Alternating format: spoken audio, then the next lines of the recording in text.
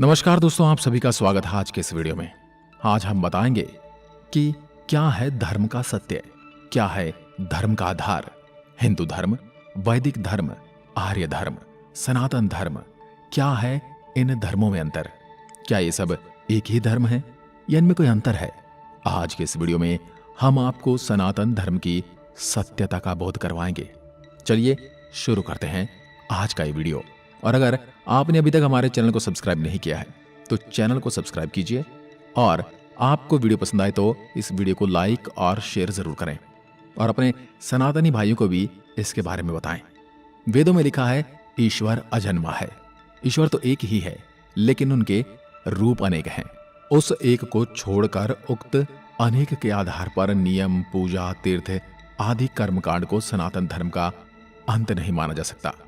यही सनातन सत्य है और यही सनातन धर्म है।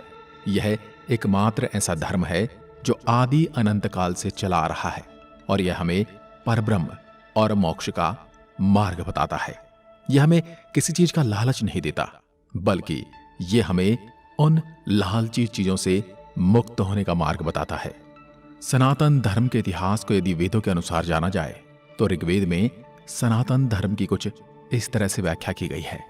सत्यम शिवम सुंदरम, जिसका पूरा अर्थ है यह पथ सनातन है। समस्त देवता, मनुष्य इसी मार्ग से पैदा हुए हैं तथा प्रगति की है। हे मनुष्य, आप अपने उत्पन्न होने के आधार रूपा अपनी माता को विनिष्ट न करें। वेदों के अनुसार सत्य सनातन है।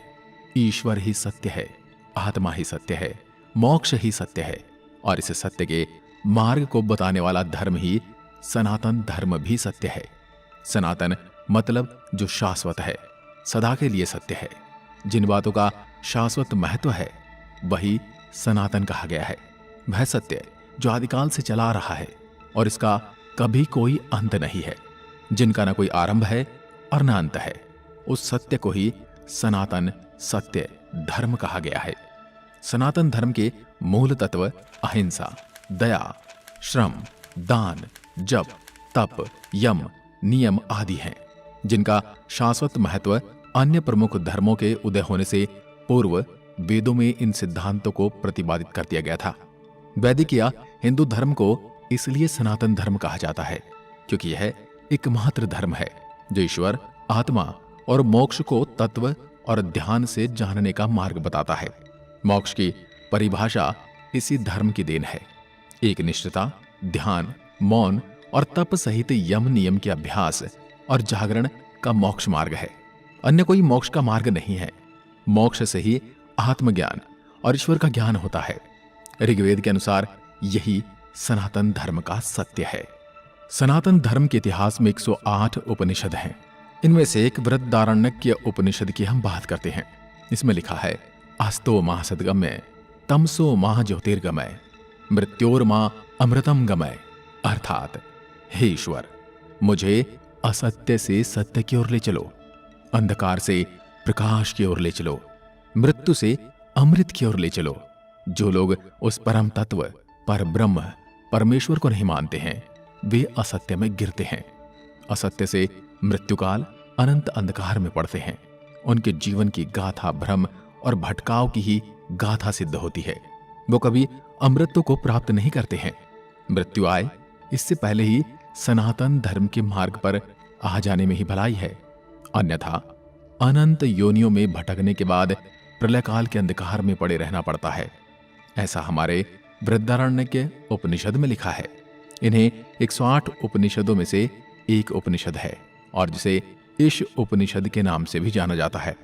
इसमें लिखा है सत्य 2 धातु से मिलकर बना है, सत और तत्।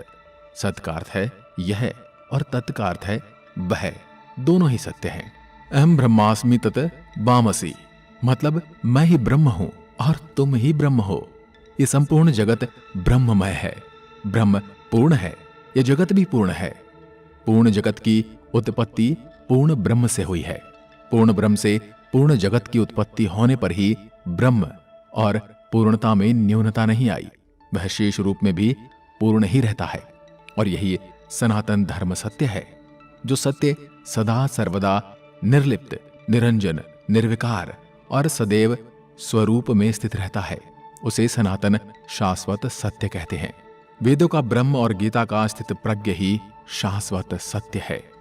जड़, प्राण, मन, आत्मा और ब्रह्म शाश्वत सत्य की श्रेणी में आते हैं। सृष्टि व ईश्वर अनादि, अनंत, सनातन और सर्वभूपी हैं। दोस्तों, आपको हमने बताया कि सनातन धर्म का अर्थ है शाश्वत या सत्य। जो सत्य है वही सनातन है और इसी को सनातन धर्म कहते हैं। तो अगर हम बात करें सनातन धर्म से जुड़े जड़ तत्व की, तो वो ये है आकाश, वायु, जल, पृथ्वी और अग्नि, जिन्हें हम देख सकते हैं, जिन्हें हम आभास या महसूस कर सकते हैं और जिनको अभिभूत कर सकते हैं। तो यही शाश्वत सत्य की श्रेणी में भी आते हैं। यह अपना रूप बदल सकते हैं लेकिन समाप्त नहीं होते। प्राण की भी अपनी अवस्थाएं हैं। प्राण, अपान, समान और यम। ज्ञानी लोग ब्रह्म को निपुण और सगुण कहते हैं। उक्त सारे भेद तब तक विद्यमान रहते हैं जब तक कि आत्मा मोक्ष प्राप्त न कर ले। यही सनातन धर्म का सत्य है। अभी तक आपने जाना कि सनातन धर्म क्या है और इसकी उत्पत्ति कहां से हुई और इसके साक्ष्य और प्रमाण हमारे पास क्या हैं। लेकिन हम बात करते हैं हिंदुत्व, आर्यव्रत और वैदिक। इनके नाम क्यों और कैसे रखे गए, इनका इतिहास क्या है, या ये कहें कि इनका रहस्य क्या है। हम अगर बात करें हिंदुत्व धर्म की, तो ईरानी अर्थात पारसी देश के पारसियों की धर्म पुस्तक अवस्था में हिंदू और आर्य शब्द का उल्लेख मिलता है। दूसरी ओर अन्य इतिहासकार मानते हैं कि चीनी यात्री ह्वेनसांग के समय में हिंदू शब्द की उत्पत्ति इंदु से हुई है। इंदु शब्द चंद्रमा का पर्यायवाची शब्द है। भारतीय ज्योतिषीय गणना का आधार चंद्रमास ही है। चाइना के लोग भारतीय को इंतु हिंदू कहने लगे। कुछ विद्वान कहते हैं कि हिमालय से हिंदू शब्द की उत्पत्ति हुई। हिंदू कुछ पर्वत के नाम से ही हमारे धर्म का नाम हिंदू पड़ा। और वहीं दूसरी ओर अगर हम बात करें कि आर्यव्रत क्या है, आर्य धर्म क्या है, और आर्य समाज के लोग इसे आर्य धर्म कहते हैं। किसी जाति या धर्म का नाम न होते हुए इसका अर्थ श्रेष्ठ माना गया है, अर्थात जो मन, वचन और कर्म से श्रेष्ठ है वही आर्य है। बौद्ध धर्म के 4 आर्य सत्य का अर्थ ही 4 श्रेष्ठ सत्य होता है। बुद्ध कहते हैं कि उक्त शेष व शाश्वत सत्य को जानकर ही अस्तांगिक मार्ग पर चलना इस धर्मो सनातनो, अर्थात यही सनातन धर्म कहलाता है। इस प्रकार आर्य धर्म का अर्थ शेष क्षमा होता है। प्राचीन भारत को आर्यव्रत भी कहा जाता है, जिसका तात्पर्य शेष जनों की निवास भूमि था। सनातन मार्ग। दोस्तों, जब विज्ञान प्रतीक वस्तु, विचार और तत्व का मूल्यांकन करते हैं, तब इस प्रक्रिया में धर्म के अनेक विश्वास और सिद्धांत धराशाही हो जाते हैं। विज्ञान भी अभी तक सनातन धर्म को पूर्ण रूप से जानने में सक्षम नहीं हुआ है, किंतु वेदांत में उल्लेखित जिस सनातन धर्म की महिमा का वर्णन किया गया है, विज्ञान धीरे धीरे उससे सहमत होता हुआ नजर आ रहा है। हमारे ऋषि मुनियों ने ध्यान और मोक्ष की गहरी अवस्था में ब्रह्म के रहस्य को जानकर उसे स्पष्ट तौर पर व्यक्त किया है।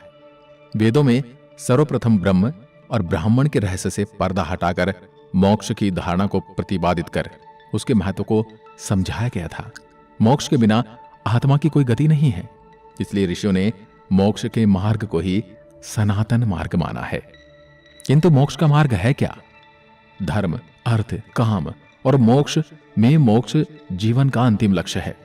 यम, नियम, अभ्यास और जागरण से ही मोक्ष मार्ग प्राप्त होता है। जन्म और मृत्यु मिथ्या है। जगत ब्रह्मपूर्ण है। ब्रह्म और मोक्ष ही सत्य है। मोक्ष से ही ब्रह्म हुआ जा सकता है। इसके अलावा स्वयं के अस्तित्व को कायम करने के कोई उपाय नहीं है।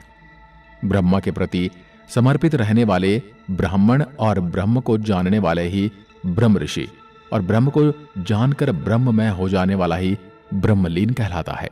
सनातन धर्म ही एक ऐसा धर्म है जिसका कोई विरोधाभास नहीं हो सकता, क्योंकि सनातन धर्म के सत्य को जन्म देने वाले अलग अलग काल में अनेक ऋषि हुए हैं। उक्त ऋषि को दृष्टा कहा जाता है, अर्थात जिन्होंने सत्य को जैसा देखा वैसा ही कहा। इसलिए सब ऋषियों की बातों में एक रूपता दिखाई देती है।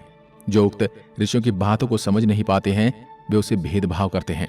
भेद भाषाओं में होता है, अनुवादों में होता है, संस्कृतियों में होता है, परंपराओं में होता है, सिद्धांतों में होता है।